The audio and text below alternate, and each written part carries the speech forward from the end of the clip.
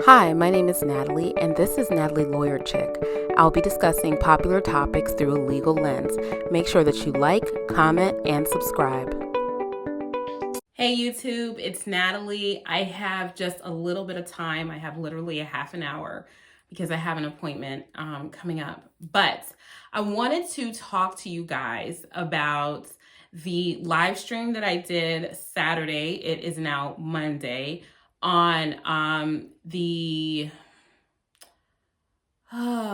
serial police impersonator Jeremy Dewitte. I was blanking on his name because now I'm thinking about another case that I'm getting ready to start covering. So we did a live stream on that, and I relied on a website called the Jeremy Dewitte Case, and also some stuff that I found online, but clearly my research was not as thorough as it needed to be. And that is some of the drawbacks of doing things via live stream. So I did just want to talk to you guys about a video that I found, and it's called Serial Impersonator, The Victim Story. And basically, if you guys don't know what I'm talking about, by the way, my name is Natalie. I'm a criminal defense attorney. Nice to meet you. And I talk about, legal issues that cover popular topics.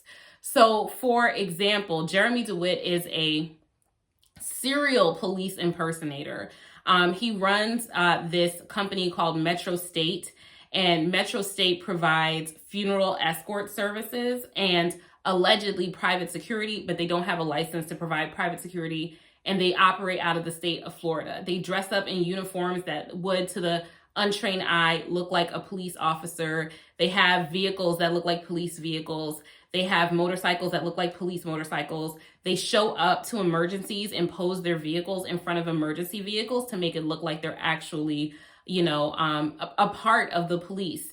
And Dewitte, who runs the company and owns the company, has been caught on his own body camera that was obtained by the police by way of a warrant. He's been caught on his own body camera trying to stop people and pull them out of the funeral procession, and pull people over and yelling and screaming at people, cursing people out, being really, really rude.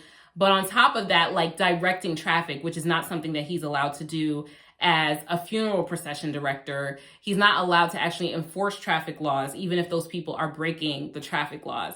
But then once he's confronted about it, he usually lies and says that there's no way that anyone could ever believe that I'm a police officer. I'm not trying to impersonate the police.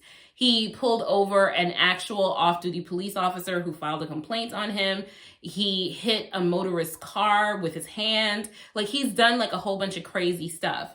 One of the craziest things about him is twofold about his earlier history. When he was 18 years old, he was convicted of impersonating a police officer. He's now in his late 30s. I think he's 39. He was born in 1981. So when he was 18 years old, he was convicted of theft and impersonating a police officer. So he's been doing this for a really, really long time. And he also, at the age of 25, was convicted for unlawful contact with a minor of a nature, that type of nature. Yes. So he is on a registry for individuals that do things like that. And on the website that I used, the Jeremy Dewitte Case, it said, oh, but it was found out in the statement for the case that he met the underage girl who was 15. He met her at a club for 18 and older, and she told him she was 18. And so he thought that she was of age. And so my question to my audience was, hey, what do you guys think about, the fact that it really doesn't matter what the defendant knows or thinks at the time of the offense? All that matters is at the time of the offense, was the person actually underage, right? And there is some people who do think that's unfair, and there are people that think it's fair. But in the eyes of the law, it's fair because the ultimate goal is to protect the child. And also, so many people mount the defense that, oh, she told me she was 18 or she told me she was 19, that the court doesn't want to get involved in parsing out who's telling the truth and who's not. It's such a common defense. It's the go-to defense.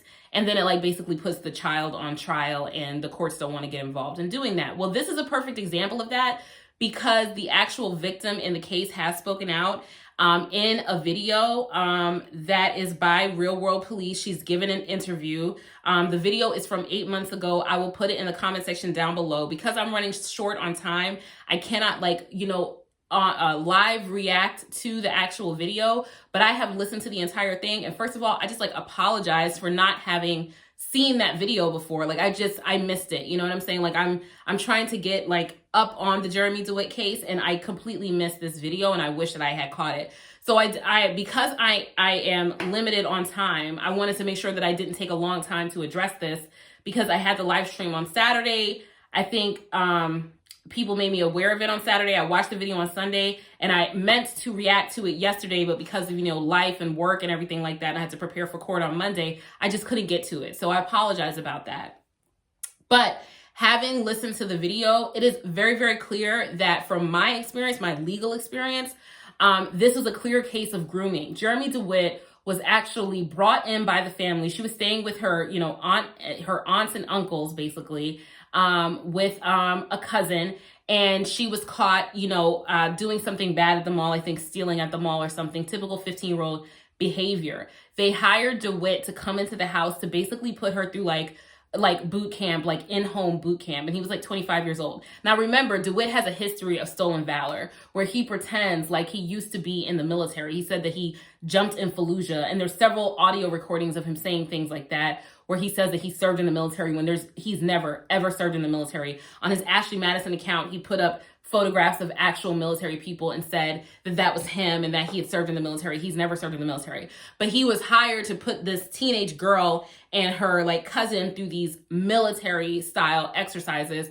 And basically the male cousin, he let him off the hook, and he didn't have to do any more, military style exercises. They made her cut her hair off and all types of stuff like that, made her wear a uniform. They didn't even go to a school that required to wear a uniform, but they made her wear a uniform. All of this for just 15-year-old behavior. Basically, I get people try to do forms of punishment that are not corporal punishment. So they think if they're not spanking or beating a child, that it's okay. But there are multiple ways in which an adult can participate in the abuse of a child. And I think this was certainly one of them. So basically, he mentally broke this girl down and then started grooming her, telling her that if she lost weight and was a little bit older, then he could be with her. So that, negging her, basically making her feel negative about herself. And then asking her for kisses, asking her for contact, and then accelerating it from there. And then typical thing that happens to victims of childhood trauma of this nature is that when she reported it to her caretakers, they took the side of Mr. Dewitte. It looks like Mr. Dewitte was sleeping with one of the aunts in the house. She was cheating on her husband. Her uncle's wife was cheating on him with Mr. Dewitte. And so Mr. Dewitte convinced her that this girl is just fast, she's just a liar, blah, blah, blah. And then her mother came and got her, and the prosecution and the police only had contact with her to, get her side of the story, but they didn't involve her in the sentencing. They didn't involve her in the court case or anything like that. She moved out of the state, and I think she moved to California, and then that was the end of it, right? And so she didn't have any input into what they did. In my state, that would never be allowed. They want the guardian of the child or the child to have input in what should happen to the person.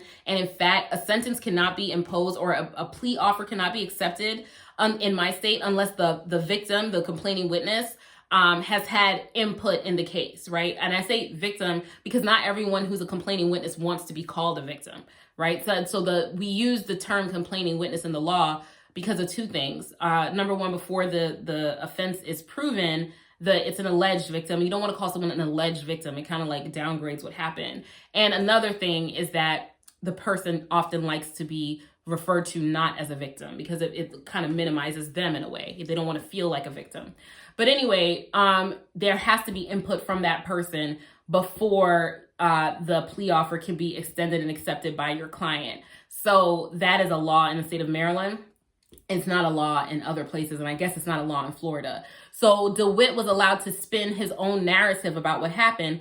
And a lot of the times when these cases involved underage people, in some states, they will seal those records. So they probably don't even have the statement of charges. It's really just based on what Dewitte was saying actually happened. And then we know that her version is true because Dewitte was recorded basically slipping up and giving the real version of events. So again, I just wanted to apologize about the fact that I completely missed that. I missed her version of events, and I feel so bad about that because it doesn't even matter who I believe. There's another version of events out there and it should be heard, But actually, I do believe her after listening to the audio. Everything that she described was just quintessential grooming, separating her from her family, making her different. She's eating at different times than them. He's cutting off her hair. He's putting her in, uniform and stuff like that, making her do PT, and saying negative things about her body. I mean, little teenage girls are like so, image focused, and they are socialized to really care about how they look. And so, tearing down a girl's physical appearance can have a lot of power and control over her. So I would just say that it is clear to me, based on the things that she said, that this was clearly like a case of grooming. I'm going to just play, I didn't want to really play a lot of it because, again, this is at 10 minutes and 36 seconds.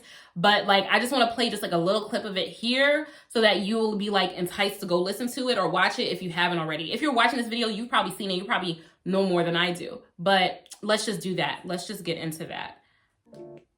Me, we're young.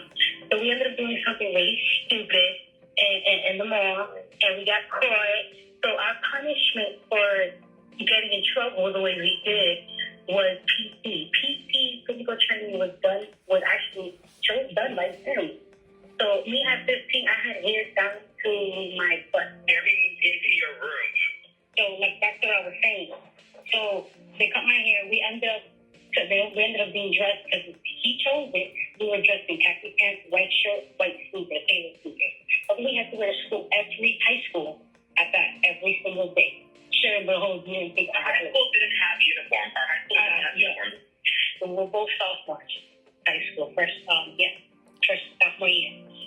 So this whole thing that he's saying about how, I didn't know, you were living in the house with her family. You were making rules for her. She was under your authority. You were in a position of authority over her. That is one of the most disgusting forms of this type of abuse. It's not like you were some stranger on the street, You have no plausible deniability if you were living in this girl's house. How dare you? How dare you put this all on her? You definitely should be on that registry for the rest of your life. And there was some allegations that he was thinking about moving to New York to try to get off the registry because after a certain period of time, he thought that he could get off the registry, and he was trying to deny it, but he kind of admitted it. And it's no, don't you move anywhere. You stay your butt on that registry for the rest of your life. That's where you need to be. And we were going to school at that. Now, every morning PT, he would do the PT at 5 o'clock in the morning, physical training, lunges, squats, outside in the apartment, quack like a dog. He never ate anything. He ate bologna. He ate the worst of the food, the cheapest macaroni and cheese. We used to have to ride in the back of his truck. We weren't allowed to ride in his seat. This is abuse. This is abuse. So he was allowed to degrade her and treat her like less than because she stole at the mall. So he was allowed to basically treat her like she was in prison or something like that and humiliate her in public.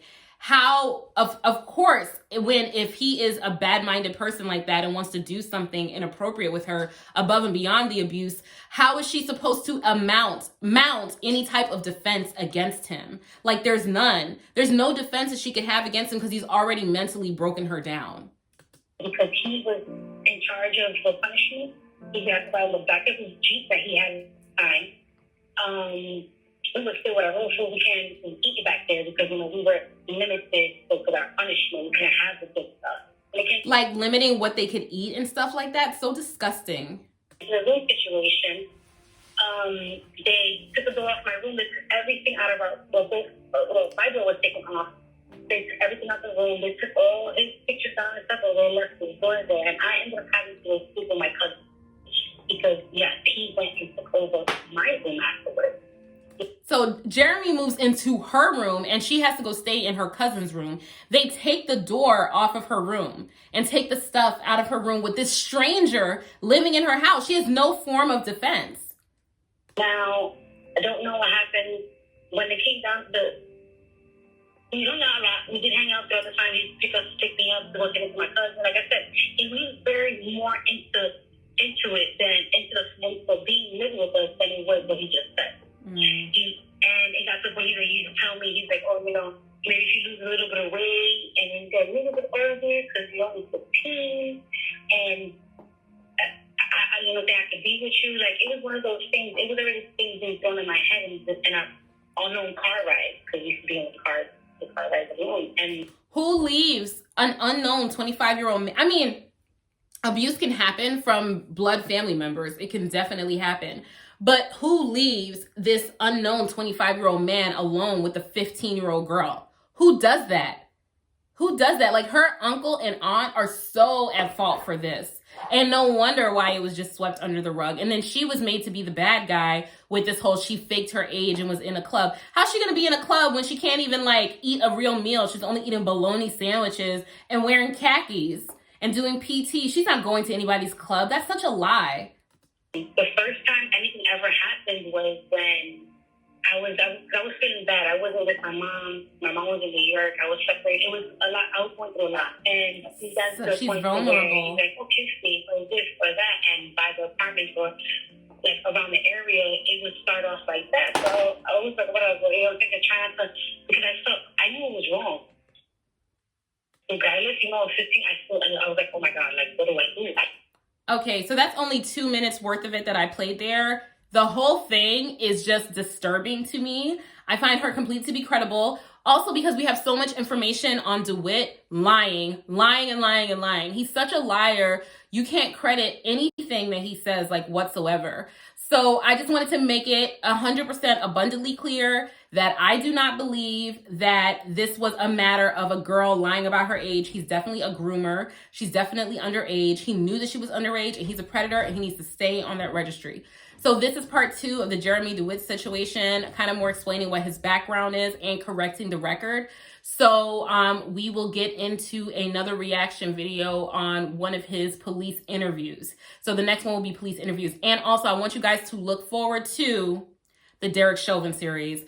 I am watching all of Derek Chauvin's trial. I've already watched almost all or a majority of the jury selection. I need to watch the opening statements tonight. After my appointment, I'll be watching them. And then tomorrow I'll be filming a breakdown of the Derek Chauvin case so far. If you don't know, Derek Chauvin is accused of second-degree murder for the death of George Floyd.